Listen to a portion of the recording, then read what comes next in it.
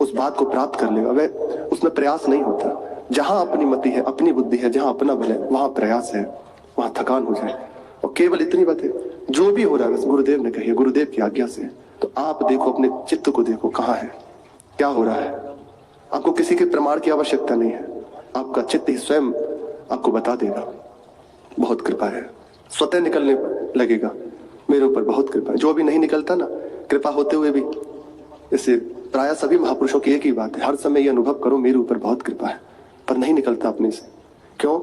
क्योंकि हम अभी मनमानी कर रहे हैं, अभी हम अपने मन की कर रहे हैं, उनकी बात नहीं सुन रहे, इसलिए नहीं निकलता। आप इस पंक्ति में आ जाइए, वो जैसे कह रहे हैं बस ऐसे, तो बस इतना ही निकलेगा। बड़ी कृपा है, मेरे ऊपर बहुत कृपा है। परिस्थिति से यहाँ संबंध नहीं है, मतलब नहीं है, यहाँ खास बात है।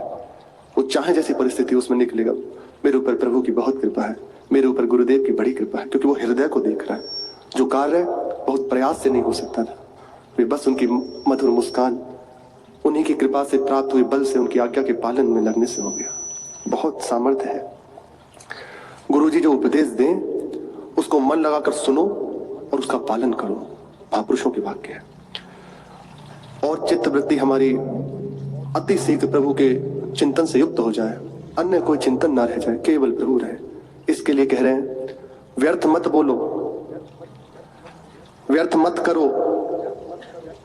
जो अधिक करता है क्रिया या बहुत ज्यादा अधिक बोलता है, निश्चय ही उसके अंदर झूठ सम्मिलित है। तो कुछ दिखाना चाहता है, कुछ बताना चाहता है। इसलिए व्यर्थ मत बोलो, व्यर्थ कोई चेष्टा मत करो। जहां तक हो वहां तक कम से कम बोलने की चेष्टा करो। जितना कम बोलोगे आपकी ऊर्जा शक्ति बचेगी। ऐसा है, आप उचित बोलिए और मौन का आश्रय लीजिए, आपके अंदर एक ऊर्जा शक्ति प्रकट होने लगेगी, मन आपका संयमित होने लगेगा। है ये, आपके प्राण शांत होने लगेंगे। हर समय बोलते रहना, प्राणवायु व्यर्थ में बढ़ती रहती है, चिंतन व्यर्थ का बनता रहता है। जैसे कभी कोई बात फंस जाए, आप बात कर रहे हैं और बोलने का अभ्यास है, तो कोई यदि बात फंस गई, अब उसको प्रमाणित करने में अन्य को बात रख देंगे जिसका कोई मतलब नहीं, एक क्षण में भी देखा गया संतों को, उनकी अवहेलना हो रही है, उन्हें नीचा दिखाया जा रहा है, पर कुछ नहीं, हाँ आप सत्य कह रहे हैं, ऐसा ही है, और चले गए। जब पूछा गया ऐसा क्यों, बोले वाद विवाद अपनी उपासना में नहीं है। हमारे प्रभु को वाद विवाद प्रिय नहीं है, प्रभु अधीन हो जाते हैं। श्री माधवदास बाबा के पास में दिग्विजयी आए, उन्होंने कहा कि बाबा आप इसमें या तो लिख दीजिए कि दिग्विजयी पंडित विजयी हुए, हम शास्त्रार्थ में हारे, या फिर हमसे शास्त्रार्थ कीजिए। उन्होंने विचार किया, प्रभु का नाम छूटेगा, स्मरण छूटेगा, इसकी हार जीत से अपने को क्या लेना। लिख दिया स्पष्ट कि आप जीते हम हारे। वह अपना पत्र लेकर जब पहुंचे तो दिखाया, उसमें लिखा था कि दिग्विजय पंडित की हार हुई और माधवदास बाबा की विजय हुई। भगवान, क्योंकि वाद विवाद नहीं, उनका प्रभु जाने, अपना भजन छूटेगा। और ऐसा ही है, अब थोड़ी सी बात के लिए नाम छूट गया, वो बोलते चले जा रहे हैं, नहीं नहीं।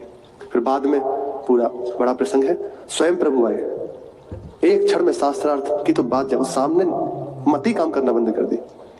गधे पर उल्टा बैठाया, गले में जूतों की माला पहनाई, और पूरे जगन्नाथपुरी में कुमार है, और स्वयं प्रभु विद्यार्थी का वेश धारण किए हुए हैं, कह रहे हैं जय हो, बोल माधवदास बाबा की जय। माधवदास बाबा की दृष्टि पड़ी, उन्होंने कहा पंडित जी तुम्हें इतनी जल्दी क्या हुई, हम आ रहे थे अभी, इतनी स्वयं ही श्रृंगार कर लिया अपना। व्यर्थ मत, कम से कम बोलकर अभ्यास, निरंतर नाम का अभ्यास बहुत चमत्कारी है ना। हमें अभी रस नहीं आ रहा, जितना नाम का अभ्यास बढ़ता चला जाएगा, आपको मौन कैसे रहे ये करना नहीं पड़ेगा, होने लगेगा, मन ही नहीं करेगा बोलने का। जहां लगन लगी ना कि नाम ना छूटे। अभी होता है कि नाम जपे कैसे, पर संतों ने कहा अब कैसे छूटे। श्री रैदास जी कह रहे नाम रट लागी। एक चतुरदास नाम के संत हुए हैं, ज्यादा समय नहीं हुआ, अभी अभी की बात है, हाल ही में। बचपन से ही भगवत कृपा से उनका परिवार भागवतिक था, तो तो नाम जप की प्रेरणा उन्हें मिली, तो राम नाम जपना प्रारंभ किया। इतना तन्मयता हुई, इतनी तन्मयता बढ़ी कि निरंतर नाम ममकार वृत्ति, भगवत साक्षात्कार हो गया, सिद्ध हो गए। एक क्षण भी नाम नहीं रुकता। अभी दीक्षा नहीं ली, देखो नाम, नाम एव गुरु एव च, नाम स्वयं गुरु है, सब उसने अपने बानक बना दे, सिद्ध हो गए, भगवत साक्षात्कार हो गया। पर सिद्धांत है जो वैष्णव पद्धति में बनाया गया है, महापुरुषों के द्वारा बनाया हुआ है, गुरुजनों की शरण जाए, ऐसे संतों का परिकर पहले भ्रमण करता था, तो दर्शन जहां देखा कि प्रेमी जन है तो उनके यहाँ रुके, सत्संग किया, प्रसाद पाया, पर प्रायः संतजन उनके यहाँ नहीं जाते थे, इस बात से कि ये निगुड़ा है, अभी गुरु नहीं किए। देखो निष्ठा, यदि गुरु नहीं है तो पानी भी नहीं पिएंगे, तो तभी तो रंग आता है निष्ठा अपनी। भगवान नाम नहीं है, श्री चतुर्भुज दास जी के लिए आता है, ये चतुर्दास है, वे चतुर्भुज दास जी। जिस गांव में यदि वैष्णव नहीं है, साकत का गांव है, तो उस गांव में नहीं जाते थे, उसका जल भी नहीं पीते थे। श्री व्यास जी कह रहे हैं कि तहां ना जाइए जहां साकत का गांव, अगर उसका संग करोगे आपकी भक्ति में अंतराय पड़ जाएगा। इसलिए जो आपके पद्धति से नहीं मिलता, प्रभु के चरणों का आश्रय नहीं लिया, उसका संग ना करें। वे अपने हिसाब से चल रहा है, हमें नहीं करना। हमारा संग प्रभु के प्रेमी जन, उनके अनुरागी जन, उन्हीं के साथ अपनी चर्चा, उन्हीं का उच्छिष्ट पाना।